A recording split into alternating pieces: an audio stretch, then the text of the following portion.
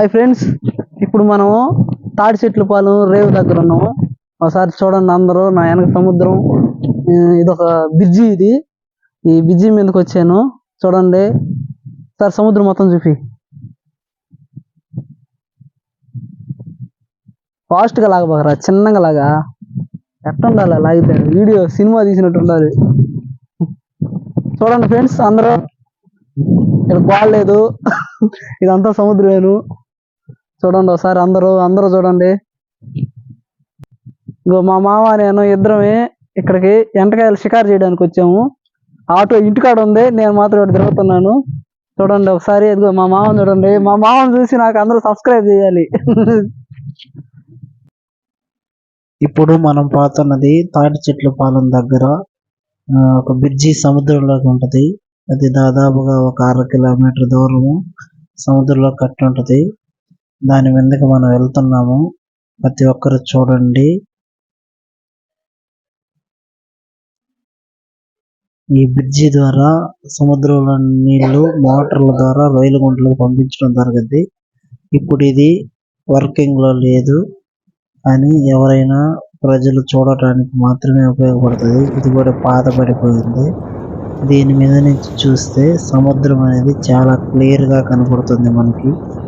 మనము సముద్రం లోతుని క్లియర్ గా చూడొచ్చు. సముద్రం లోపల నీరు చాలా స్వచ్ఛంగా ఉంటాయి. చూపిద్దామని మీకోసం వీడియో తీశాను, అందరూ చూడండి. మన కంటితో చూసినంత క్లియర్ గా కెమెరాలు అయితే రావడం లేదు. అందువల్ల మీకు సముద్రం క్లియర్ గా ఉండేది మాత్రం కనిపించడం లేదు. ఇక్కడ చూసినట్లయితే ఒక జెల్లీ ఫిష్ పోతా ఉంది, చూడండి. ఇంకా ఈ సముద్రం చూడండి, మన కనుబారినంత మాత్రం కనబడతానే ఉంది. ఇక్కడ ఎలా ఉంటదంటే, ఇక్కడ నిలబడుకొని చూస్తే మనము సముద్రం నడి మధ్యలో ఉన్నట్టుగా కనబడుతుంది. ఇక్కడ చూడండి ఎంత క్లియర్ గా ఉన్నాయో నీళ్లు. మనం చూస్తా ఉంటే చూడాలనిపిస్తూ ఉంటది. అందువల్ల వీడియో తీశాను నేను. కానీ కాస్త భయంగా కూడా ఉంటుంది. ఎందువల్లంటే మనం సముద్రంలో 1/2 కిలోమీటర్ లోపల ఉండడం వల్ల కాస్త భయంగా ఉంటుంది. చూడండి, మనము సముద్రం తీరం నుంచి ఎంత దూరం వచ్చామో. ఇక్కడ చూస్తే ఒక అతను పడవ వేసుకుని చేపలు పట్టేదానికి వెళ్తా ఉన్నాడు. పడవలో ఒక అతనే ఉన్నాడు, అతను కూడా ముసలాయన. చూడండి అతను ఎంత ధైర్యంగా వెళ్తా ఉన్నాడు. వాళ్ళకి అలవాటు కాబట్టి వాళ్ళు వెళ్తా ఉన్నారు. అదే మన బోటోలంగానైతే కనీసం అడుగు కూడా పెట్టలేము. మేము ఈ బ్రిడ్జి మీద దగ్గర 6:30 దాకా ఉన్నాము.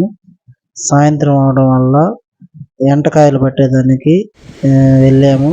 చూడండి ఎంటకాయల కోసం ఏ విధంగా వలలు వేసాము.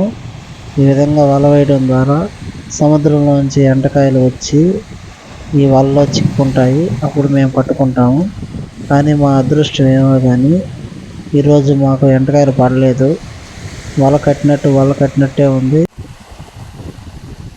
ఈ ఎంటకాయలు పట్టేదానికే మేము సముద్రానికి వచ్చాము.